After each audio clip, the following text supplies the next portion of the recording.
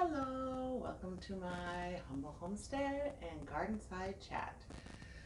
So I went and picked up mom in Arizona, drove straight home, 27 hours straight through back to North Dakota. And when I got home, I felt horrible. I ended up with so much congestion. It ended up going down to my chest. I felt like I had pneumonia.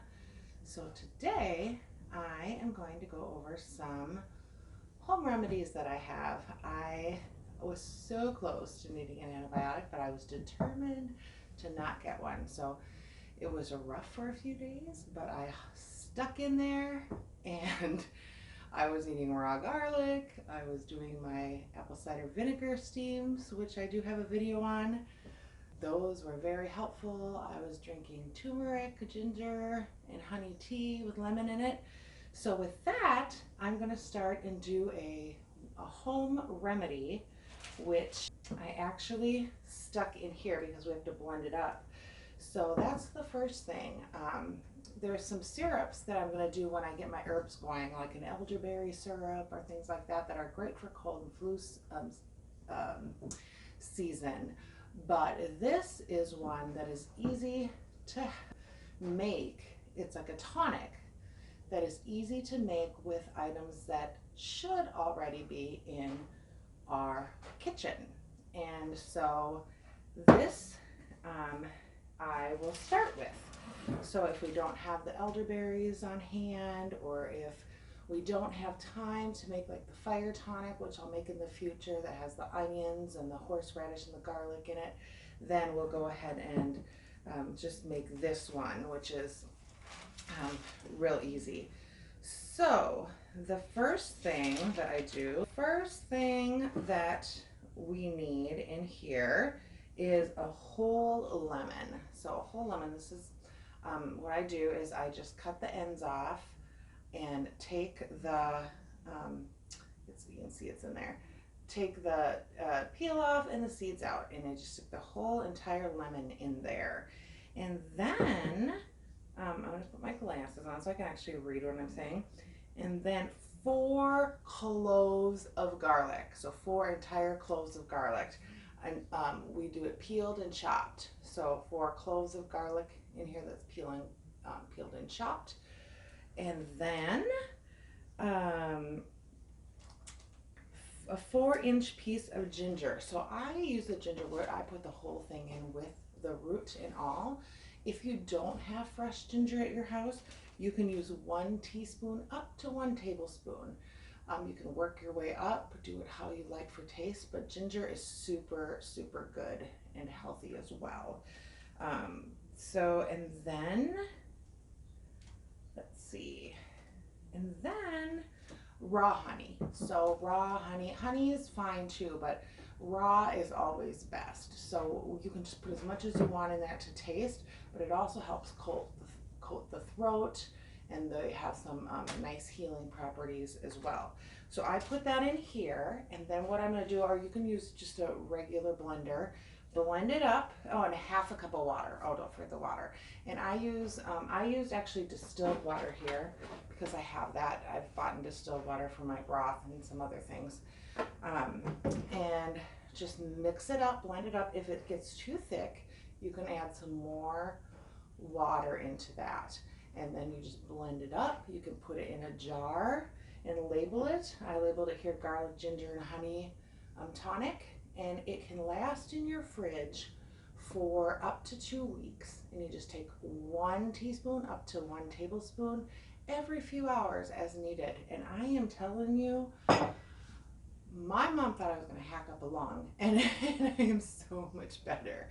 So I was very faithful with this. Now I did everything together. So I was doing this, I was doing my turmeric tea, I was doing my apple cider vinegar steams, put all of it together. I am not even coughing now.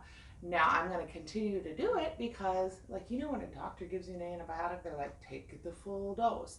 So I'm going to continue to take this. I'm going to mix this one up, and I'm going to take it till it's gone. And then I'll probably still do my my steams for a couple more days, and then still have the tea. Okay, so that is how we do this. And then I want to show you one more thing in this video. So how to make a tincture. So I have, this is dried mullein. So you can go out and scavenger or hunt, scavenge for mullein. Mullein is very easily found.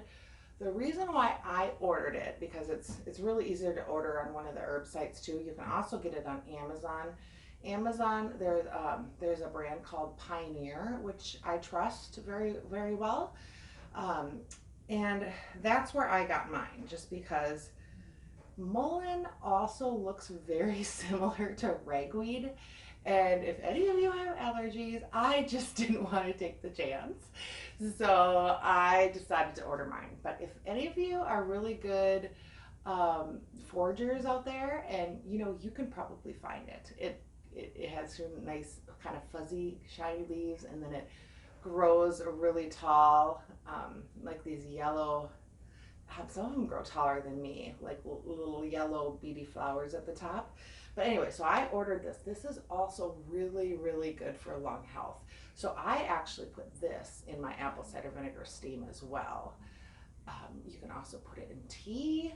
But what I did was I'm making a tincture with just a mullein tincture. So tinctures are something that you can make that you just use like a few drops of it. You can put a few drops in water, a few drops in tea. You maybe have up to a half a teaspoon of it. And the reason being is because to make it, you use either like a clear alcohol, like this is vodka, or if you don't, you can also use apple cider vinegar, or this is homemade wine. This is not ready yet. So I know a lot of homesteaders use homemade wine, and they make it and they use it for their tinctures, which is what I'm doing as well. The apple cider vinegar, like if you have children, you can use it. Then your tinctures usually last maybe up to 1 year. The homemade wine usually like about 2 years. But the vodka, the reason why I'm using that is it can last like 10, 15 years. So because I'm making different tinctures, and I don't know if, like I know people have this and they last like 2, 3, 4 years. So what I did was I took my mullein. Oh, sorry, that's not the mullein. I took my mullein here, and I filled up the jar with the mullein, and then I filled it up with my liquid, which I did use the clear vodka. It's 40% alcohol, which is like an 80 proof. So you do want 80 proof or higher, because then it doesn't have the bacteria growth in there. It kills everything. And you fill it up till it's covered. And then each day I just shake it. So after the first day, it did soak up all that liquid, so I just topped it off so it was covered. And then I just keep it in my pantry. So I keep it kind of in a dark place, and it needs to sit about 6 to 8 weeks. And then after that, I'm just gonna strain it off, and then I have tincture bottles. So I can show you that. What I'll do is I'll make another tincture in the future, and I'll show you how to do that and strain it, put it in a tincture bottle. Some people take just like a little half a shot cup of it. Some people take like a half a teaspoon of it. Some people just take a dropper and they put like just a dropper full in tea. So this is what I'm going to use in the future if I ever have, any like lung stuff, some asthma. So I'm going to use this. So I wanted to show this to you too, because I just started this and got it going. I tell you, I was not feeling good, so I'm getting prepared for if this ever happens again, because I am actually really happy that I made it through without needing an antibiotic. So yeah, so that's what I have now. And I'm going to just blend it. Where's my little, I have other things I'm going to do in the next video. So I'm going to blend this up, put it in my jar that I have labeled, and keep it in my fridge. and I'm gonna have about a tablespoon a day until it's gone. That's how I'm doing it. So thank you so much for watching. If you enjoyed this video and others like it, please subscribe and share. Click on the bell and you'll be notified of other videos. Thanks so much and have a great day. Be blessed.